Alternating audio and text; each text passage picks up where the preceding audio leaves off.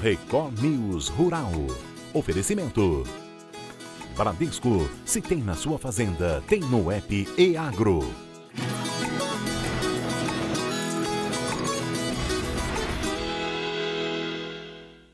Oi, muito bom dia para você. O Record News Rural está no ar. O calor intenso desde o início do ano provocou perda da qualidade e aumento do preço das hortaliças. Agora, com a chegada do frio, a expectativa é de queda nos valores e maior oferta de alguns produtos, principalmente as verduras de inverno, como a couve, que é muito utilizada em pratos nessa época do ano, como a tradicional feijoada e também nos caldos.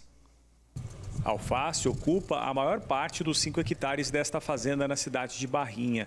A venda da verdura é superior a 3 mil maços por semana durante o verão, época em que são necessários até 4 pés para montar uma unidade para o comércio. Isso acontece porque neste período ocorrem perdas pela chuva e pela alta temperatura. Aqui, para manter a produtividade, o agricultor instalou mantas e usou até protetor solar nas plantas. Se não tivesse o mulching e protetor solar, nós íamos ter uma perda aí de uns 40%, 50% até 60%. Mas com a adição dessas novas tecnologias, na verdade, né, a gente conseguiu baixar para 20% a perda, a produção, no verão. Com a chegada do frio, cai o consumo de alface e aumenta a procura das chamadas hortaliças de inverno. O cultivo neste ano está atrasado por causa do calor. A couve deveria ganhar o espaço da alface na horta ainda no primeiro trimestre, mas em 2024 está diferente. Geralmente a couve-flores, assim, nós plantamos a partir de março. A partir do dia mais ou menos 15 de março, nós já começamos a plantar. Mas esse ano, como a temperatura está muito alta, a gente postergou isso aí. Então a gente começou a plantar um pouco mais tarde. Seria aí meio de abril, mais ou menos, indo para maio, no caso. Ficou mais de um mês, atrasou o plantio de inverno. A mudança de uma variedade para outra é possível porque o inverno é bom para a agricultura. O clima mais fresco favorece o desenvolvimento e diminui a infestação de plantas invasoras, pragas e doenças. Com menor perda, são necessários menos pés para formar um maço de hortaliça, o que é bom para o consumidor. Hortaliças para folhosas, né, tendência a diminuir. O preço, né, no caso, vai ter mais promoções, essas coisas, né, e melhorar a qualidade, porque agora produz melhor e com qualidade melhor. Mas é sempre assim, a gente trabalha com lei da oferta e procura, na verdade, né? Então vai ter mais procura de folhosas para refogar, então a tendência é aumentar, né, ou se manter. Agora a salada a tendência de queda de hortaliças para salada. Segundo o IBGE, o Brasil produz mais de 160 mil toneladas de couve por ano. Quase metade no estado de São Paulo, em cerca de 8 mil propriedades rurais, como a do seu Suzuki. A fartura de hortaliças, nesta época com mais qualidade, é importante para a Érica. A couve faz parte do dia a dia da cozinheira, que trabalha há 30 anos na área e virou dona da própria empresa durante a pandemia. Ela se especializou na venda de caldos, que chega a triplicar nos dias mais frios. Aqui eu faço 3 tipos de caldo, né? Que vai a couve. Aí a couve que eu procuro usar é uma couve bem macia, do tamanho médio, tamanho pequeno. E elas ficam bem saborosas, né? Nos caldos. E fora os caldos que não vai couve, muita gente me pede para acrescentar a couve também, que a couve é bem pedida. Ela corta a verdura bem fininha para incluir no caldo e coloca na panela já no preparo final, somente até ferventar. Basta alguns minutos e o prato fica pronto. Procura escolher uma couve tamanho médio, de preferência tamanho pequeno. A couve manteiga é muito bom também, que ela é bem macia, né? Que dá para aplicar fininho e ela é bem mais saborosa, eu acredito. A couve menor, tamanho médio, pequena. E aí o corte depende do prato. Isso, o corte depende do prato. Por exemplo, se for fazer uma farofa, o ideal seria mais grossa. Uma salada mais ou menos fina, não tão fina, para não embolar. E por aí vai, né? Vai depender do gosto da pessoa também, né? Agora uma dica, hein? Produtores têm até domingo para inscrever os queijos artesanais no concurso internacional Expo Queijo Brasil 2024. As inscrições foram prorrogadas e podem ser feitas pelo site expoqueijobrasil.com.br. O evento vai ser entre os dias 27 e 30 de junho em Araxá, no Alto Paranaíba, em Minas Gerais. O concurso conta com jurados treinados pela EPAMIG. Em 2024, a expectativa é de que pelo menos 1.100 queijos concorram às medalhas de ouro, prata e bronze nas cerca de 45 categorias. E ao Super Ouro, o evento é o principal do segmento das Américas e tem reconhecimento e participação dos principais países produtores. A insegurança alimentar tem preocupado autoridades do Tajiquistão, um país da Ásia Central. Por causa de desastres naturais, a região tem se tornado insuficiente no setor agrícola. Com isso, o presidente tem pedido para que a população crie reservas de alimentos para os próximos 2 anos. Em cartazes por todo o Tajiquistão, país da Ásia Central, o presidente da República é mostrado cercado por uma abundância de frutas e vegetais sob o slogan "Vamos garantir a segurança alimentar". Esse objetivo é uma perspectiva distante do empobrecido país que enfrenta o duplo desafio da baixa produção agrícola e das alterações climáticas. 1/3 da população de 10 milhões de pessoas está subnutrida e metade de todos os alimentos disponíveis são importados, segundo o Programa Alimentar Mundial das Nações Unidas, o que significa que a segurança alimentar do país está à mercê de flutuações brutais de preços. O presidente, que está no poder desde 1992, pediu que as famílias criassem uma espécie de estoque alimentar com duração de 2 anos. Mas isso é uma tarefa difícil. Esse encanador de 60 anos disse que mantinha estoques de farinha, batata, cebola e manteiga para o inverno, mas a fome não espera. Estocar grandes quantidades de alimentos é praticamente impossível em um local onde o rendimento mensal é inferior a 200 euros. Ou seja, a população não tem dinheiro para comprar alimentos. Cerca de 60% do orçamento já é gasto com comida, já que os preços são altos. As alterações climáticas também agravam um outro problema: as produções agrícolas. Deslizamentos frequentes de terra têm impossibilitado diversos cultivos. O derretimento glacial e a seca intensa também são fatores que contribuem. O apelo para a criação de reservas alimentares vem como consequência dos desastres naturais. 70% da população vive em áreas rurais, onde justamente o acesso a alimentos tem sido mais difícil.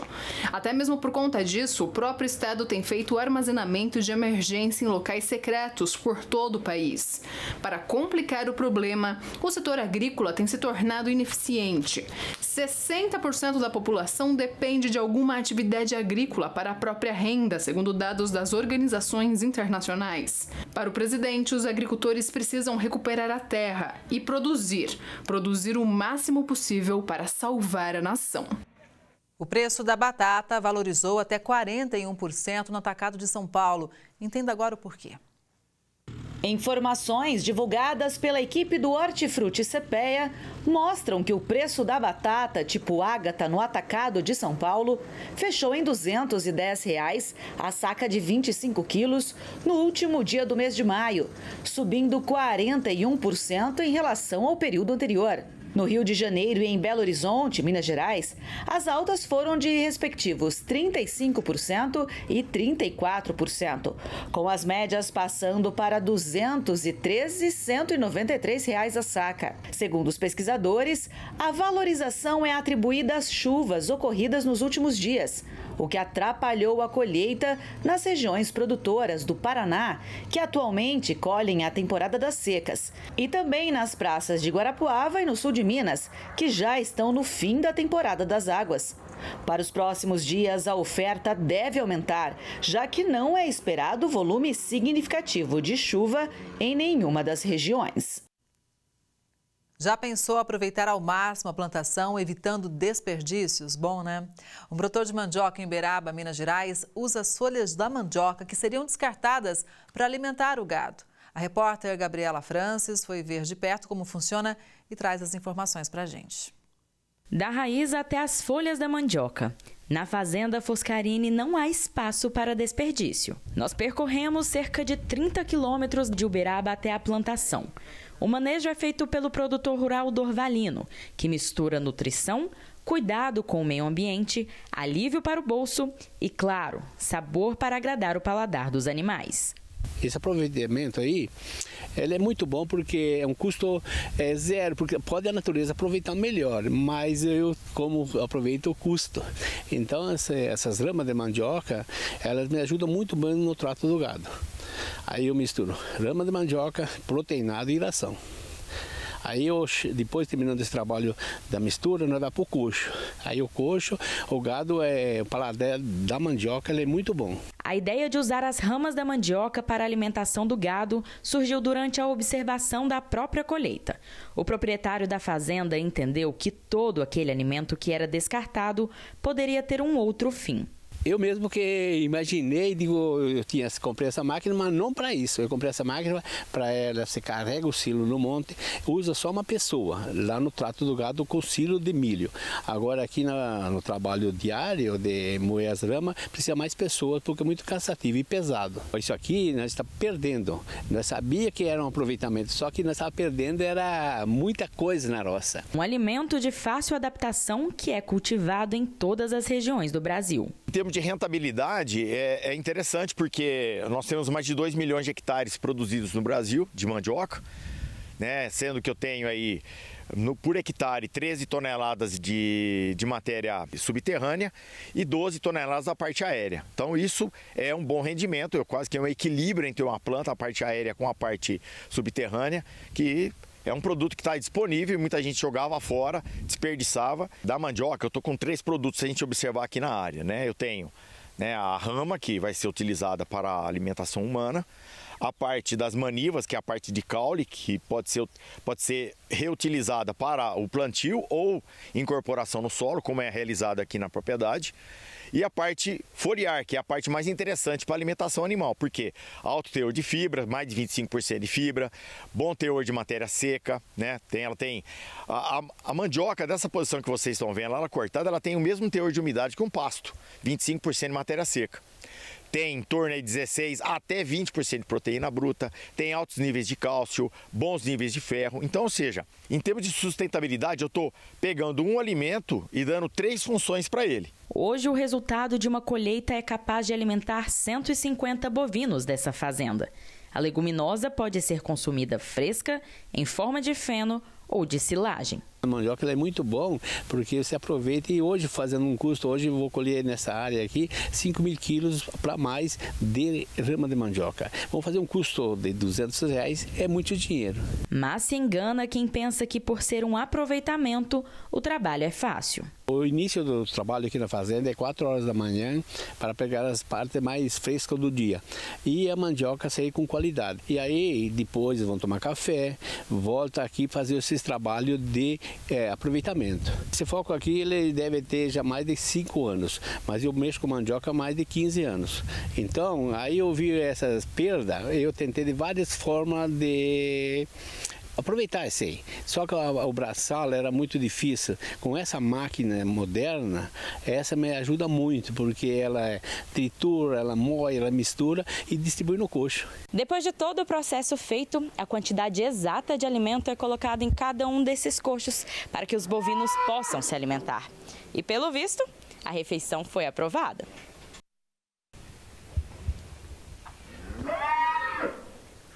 Isso está aprovado, sim. Se não tivesse aprovado, eu estava lembrando com essa vontade aí. Olha aí. E haja vontade. Só nesse curral, 3.000 quilos de ração foram distribuídos. A mandioca brava, né? Ela tem que estar sempre sendo respeitada, né? A adaptação dos animais. A mandioca mansa, muitas vezes, uma adaptação mais suave, o animal aceita bem. Tá? Mas sempre tomando cuidado. E outra coisa, não tem como a gente saber se a mandioca é brava ou mansa, ela plantada. Nós podemos fazer essa distinção de uma da outra quando ela for feita a análise laboratorial dela, a análise bromatológica, para que nós saibamos o teor de acianídrico que ela contém. O Record News Rural sempre tem espaço garantido para análise do nosso agronegócio. Hoje a gente fala sobre a capacidade brasileira em relação à armazenagem da produção. Atualmente o déficit é de 91 milhões de toneladas. Então, para entender melhor, eu converso agora com Adriano Malek, especialista em armazenagem de grãos. Adriano, bom dia. Seja muito bem-vindo ao Record News Rural. Bom dia, Kelly Godoy. É uma satisfação estar com vocês aqui, contribuindo com informações referentes à armazenagem como um todo, do Brasil todo, né? Que nem você mencionasse, nós temos um déficit aproximadamente de 90 milhões, né? E de toneladas, onde isso não cresce na proporção da nossa safra, né? Exatamente, isso que eu ia te falar. Como é que é o avanço da safra em relação a essa capacidade de guardar os grãos? A gente está sempre devendo? A gente está sempre correndo atrás do prejuízo, vamos dizer assim? Sim, isso já faz alguns anos que nós estamos correndo, né? A gente tem observado depois que o Brasil assumiu o talento do agronegócio mundial, ele acabou aumentando as suas áreas e a questão de produtividade também, né? Então, houve um crescimento grande na produção, né? Que cresce numa média de 5 a 6 por ano em condições normais,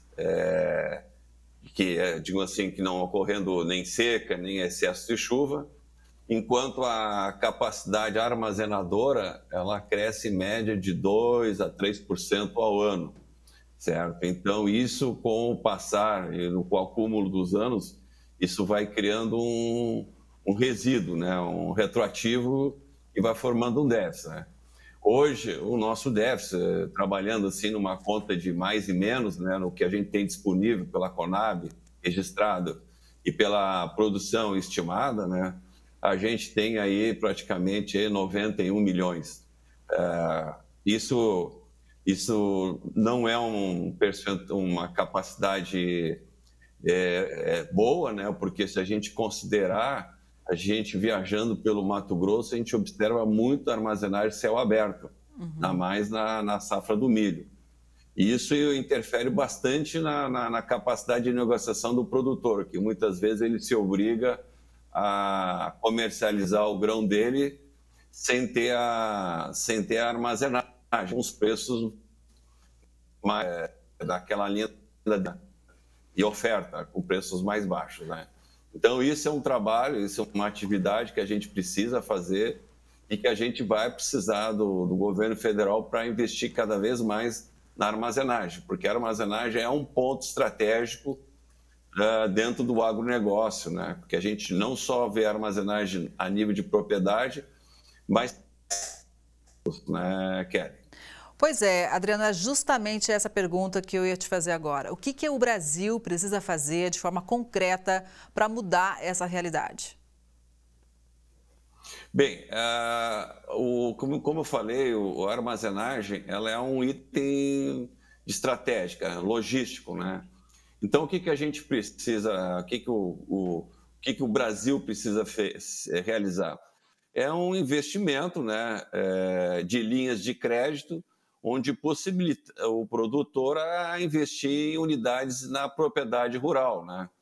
Então, a unidade na propriedade rural é aquela onde ele tem a lavoura dele e, ao lado, ele tem uma capacidade de armazenagem própria, né? Onde ele guarda a sua própria.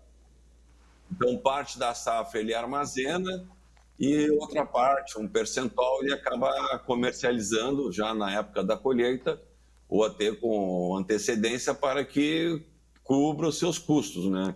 E com o passar do tempo, observando a valorização das commodities, ele acaba também comercializando, mas aí achando preços melhores no mercado, produto pronta entrega, um produto diferenciado, né? Porque ele está armazenando, então ele tem uma qualidade diferenciada para pedir algum prêmio em cima disso, né? E o próprio na questão de frete também, né? Então, o disponível no silo, junto para o produtor, acaba viabilizando bastante e rentabilizando o negócio dele.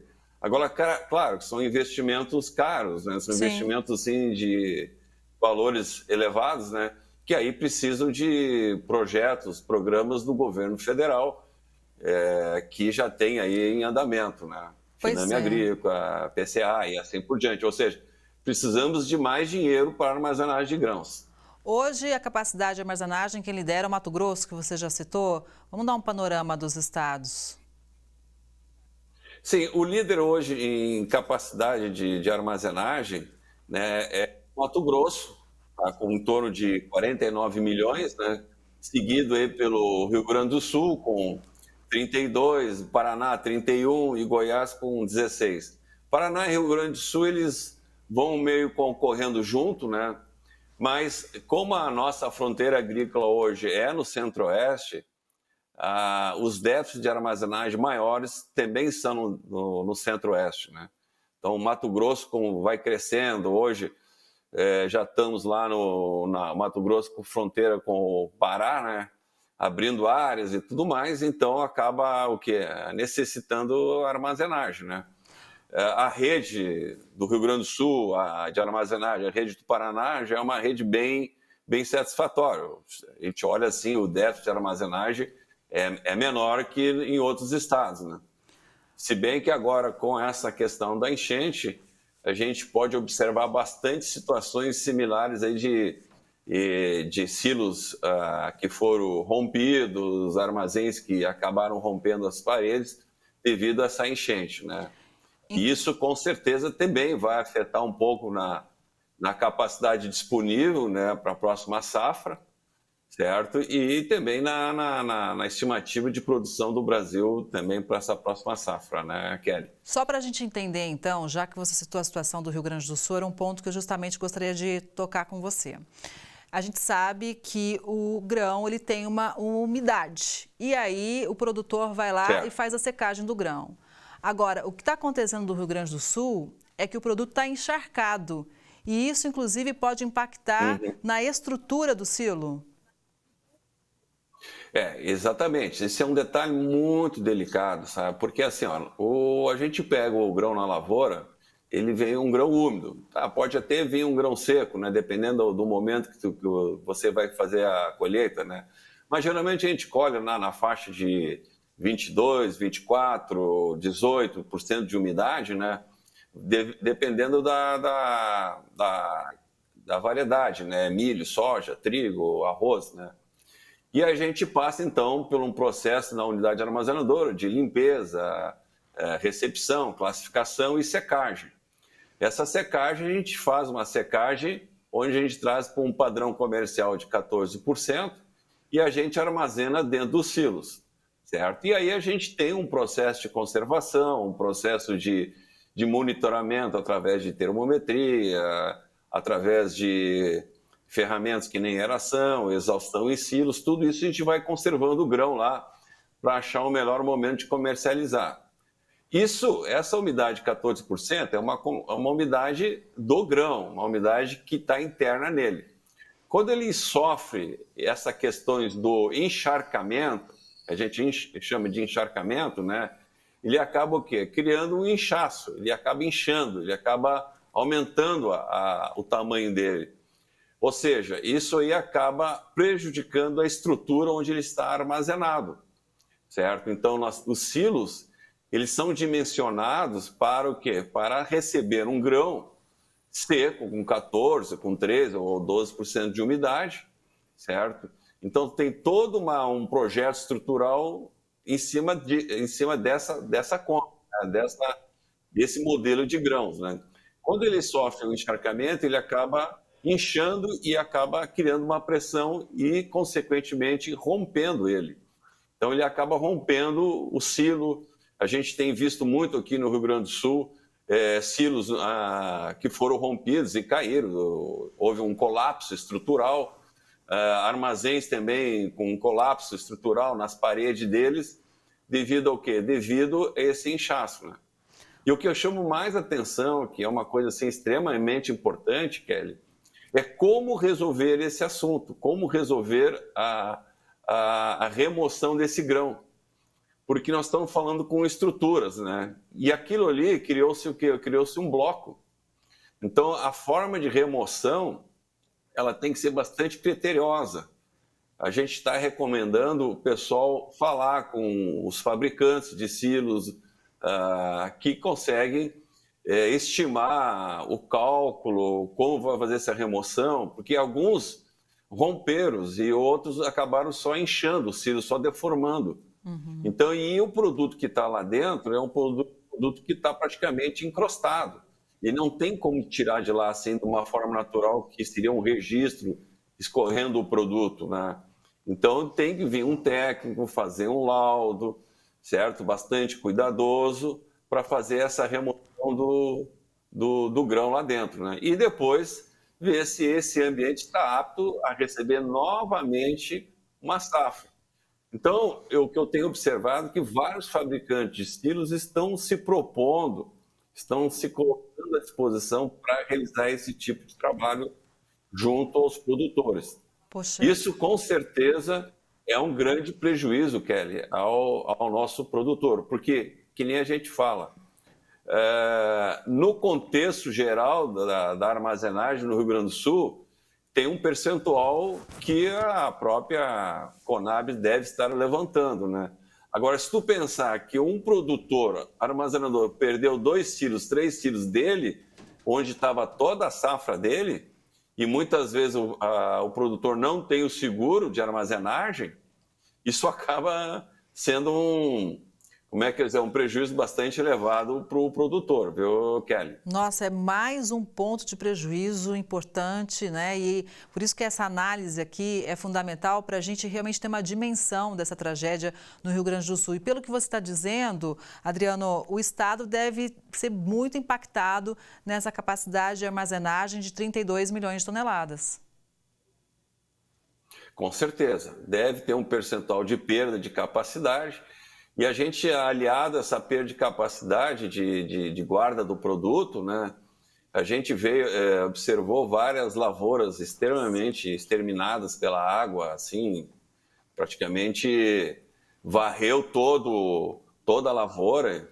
E quando tem essa ação da lavagem da lavoura, do jeito que aconteceu, né, que o rio passou por cima com a velocidade da água, também ocorre um outro fator extremamente que agrava mais a situação, que é a lavagem dos fertilizantes, né, do solo. Sim, né? sim.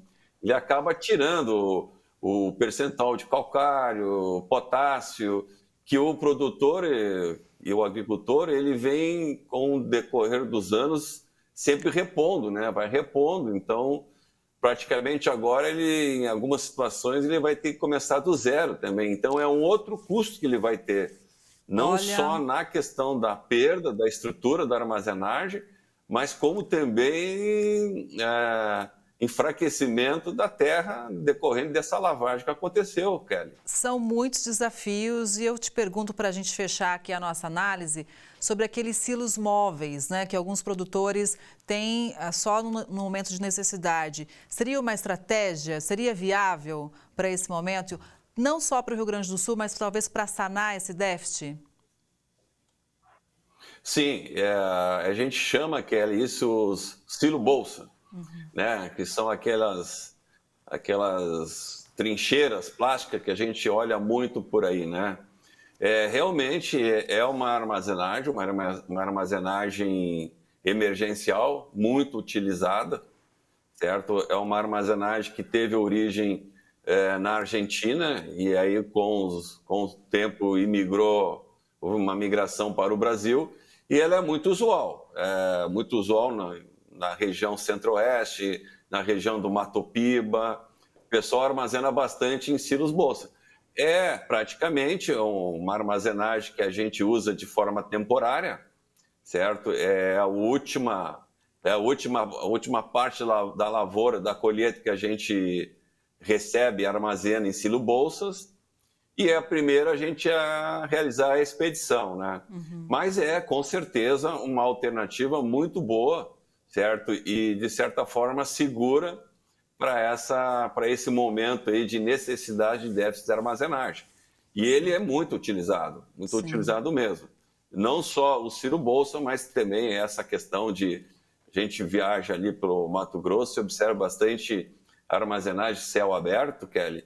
E como o Mato Grosso ela tem uma periodicidade de chuva bem definida, pós-safra do milho, então isso propicia uma segurança nessa armazenagem céu aberto. Não é recomendado, não é a melhor forma de armazenar, porque não mantém a qualidade do grão. mas é o que o pessoal está praticando nesse momento. Mas, com certeza, com o passar do tempo, a gente vai aumentar esse déficit, a gente vai chegar junto, né? Mas se a gente pega assim, estimativas de analistas de mercado, em 2030 aí nós vamos estar com mais ou menos 350 milhões de toneladas de produção, né? Pois é. Visto que o crescimento está alicerçado na soja e no milho, né? Demais culturas, são culturas que têm um crescimento mais moderado, mas soja e milho crescem de forma acelerada. Vamos ver como é que o Brasil vai enfrentar esse desafio, que é grande e é muito importante, porque inclusive impacta no preço da produção. Adriano, muito obrigada pela análise, foi muito bom te ouvir. Um bom dia e até a próxima. Muito obrigado, Kelly. Obrigado a todos aí. Estamos sempre à disposição para contribuir na questão da armazenagem de grãos. Muito obrigado. Obrigada mais uma vez. Essa edição do Record News Rural de hoje fica por aqui. Muito obrigada pela sua audiência. A gente se vê no próximo programa, combinado? Até lá!